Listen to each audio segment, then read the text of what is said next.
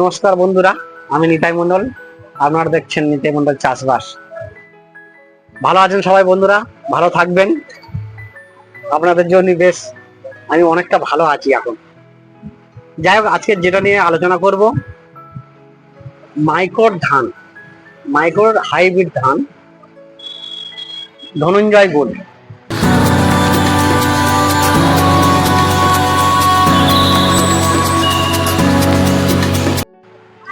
আমি এই জন্য বলতে চাচ্ছি বন্ধুদের, এই মাইক্রোর যে হাইব্রিড ধানটা আমি 3 বছর বিক্রি করছি, অল্প অল্প করে বিক্রি করছি।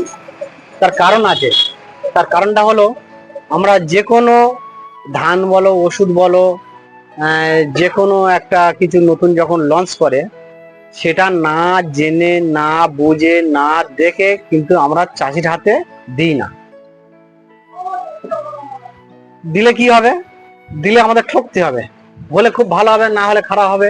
চাষিরা এসে দোকানে ঝামেলা করবে, আর চাষিরা মানে জানাতো, চাষিরা খুব কষ্ট করে চাষ করে। কেন কষ্ট? চাষের ব্যাপারটা আমি বুঝি, আমি নিজেও চাষ করি, তো তার কারণ চাষের ব্যাপারটাও বুঝি। কষ্ট করে একটা ফসল যখন চাষ করা হয়, চাষ করার পর যদি সেই ফসলটা যদি ভালোভাবে না হয়, তাহলে নিজেদের এত খারাপ লাগে। আর মানে কি বলা যায়, সেই জিনিসটা কিন্তু দোকানদারের উপর ওই প্রভাবটা এসে পড়বে। তার কারণ দোকানদার যেহেতু দিয়েছে,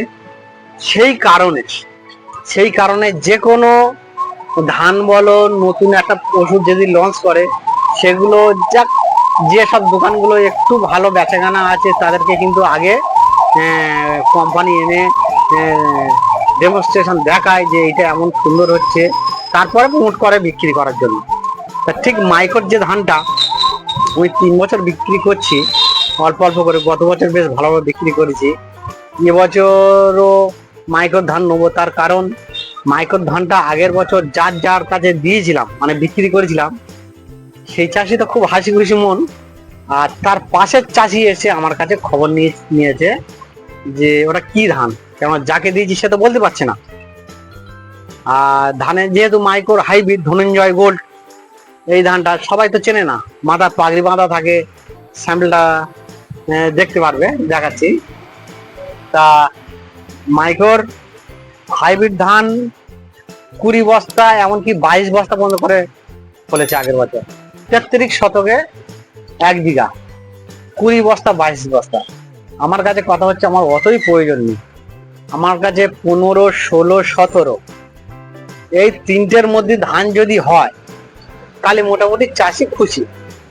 15, 16, 17 এই তিনটের মধ্যে চাষিরা কেউ 20 বস্তা চায় না, 22 বস্তা চায় না, 25 বস্তা চায় না, যাতে লসটা যাতে না হয়।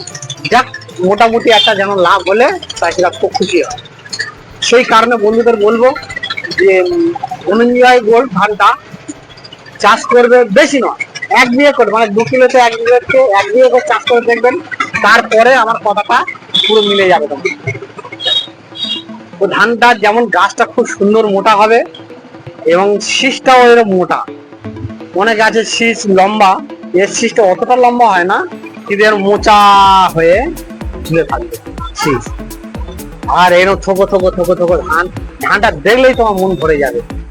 একটা চাষি 10টা বেশি বাড়ি, উত্তর ভাগে আমার দোকান, সবাই জানো, জেনেও গেছো এই বন্ধুদের, উত্তর ভাগের দোকান। আমার দোকানের নাম কল্পনা সার ভান্ডার। আমার একটা গ্রাম আছে এখানে, 10টা অফিস। সেই 10টা অফিসে একটা চাষি বলেছিল এই বছরটা চাষ করছি, আর পরের বছর থেকে চাষ করব না। তা তার নাম গোপাল রায়। তা সেই চাষিটা এবছর ওই ধানটা চাষ করে, মানে সামনে সিজনে এই ধানটা চাষ করে, আমি জিজ্ঞেস করলাম, কি গোপাল দা, তুমি কি ধান চাষ ছেড়ে দিয়েছো? সে আর কোনো ফিডব্যাক দেয়নি আমার কাছে। তার কারণ তার ধান খুব পরিমাণে হয়েছে। প্রতি বছর যেভাবে ধান চাষ মানে হয়ে যা ধান পায়, তার 1.5 গুণ বেশি ধান পেয়েছে এবছর। সে কারণে বন্ধুদের বলবো, এই ধানটা বেশি নয়, বেশি যদি মনে হয় যে আমি 5 বিঘে জমি চাষ করতে, 1টা বিঘে এই ধনঞ্জয় গোল্ড দিন চাষ করুন। আর যেরকম তোমার যে নিজের ইচ্ছা মতো যে পছন্দ ধান, সেটা 4 বিঘে জায়গা লাগাবে, দেখবে দুটোর মধ্যে ফেরাটা বুঝতে পারবে। যদি মনে করো এইটা ভালো হচ্ছে, তাহলে এইটা চাষ করবে। আমার কাছে কথা হচ্ছে কি, যে আমরা ধান চাষ করে লাভ করবো, তার কারণ ধান চাষে প্রচুর পরিমাণে খরচা।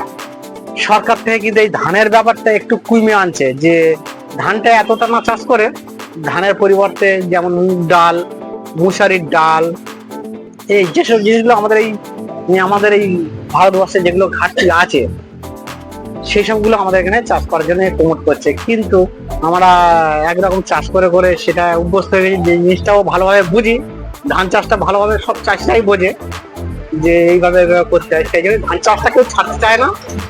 আমিও বন্ধুদের বলবো ধান চাষ ছাড়ার দরকার নেই, ধান চাষটা করুন এবং সঠিকভাবে করুন। আর সঠিক জাত যদি না তোমার নির্বাচন করতে পারো তাহলে কিন্তু সঠিকভাবে ধান হবে। সেই জন্য প্রত্যেক বন্ধুদের বলবো তোমরা হচ্ছে ধনঞ্জয় ধানটা, ধনঞ্জয় গোল্ড ধানটা 1 বিঘা করে চাষ করবে, বেশি করার দরকার নেই। করবে, দেখবে পরের বছর থেকে ইচ্ছা হবে যে হ্যাঁ দাদা বলেছিল ধনঞ্জয় গোল্ডের কথা, ধনঞ্জয়টা চাষ করে আমার ঠিক সাকসেসফুল হয়েছে, এটা বলতেই হবে। কারণ এই ধানটা মেদিনীপুরে একচেটিয়া প্রচুর পরিমাণে চলে ধনঞ্জয় গোল্ড।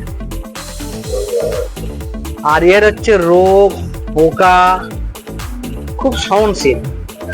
রোগ যেগুলো ঝলসা রোগ টোগ বিএলবিডি হ্যান্ডান আছে এগুলো আসবে না, এগুলো সহনশীল, মানে রেস্ট্রিক্ট আছে, আসবে না।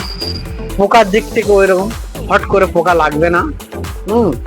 এ খুব ভালো এবং পাকের ঠিক যেরকম আর 5টা হাইব্রিড ধানের মতন পাকে। টাইম টেবিলও সব দেওয়া আছে, আমি দিয়ে দিচ্ছি, আপনারা দেখতে পারবেন। ভালো যদি লাগে তাহলে 1 বিঘা করে চাষ করবেন। নমস্কার বন্ধুরা, এই পর্যন্ত করে আবার দেখা হয় পরের ভিডিও।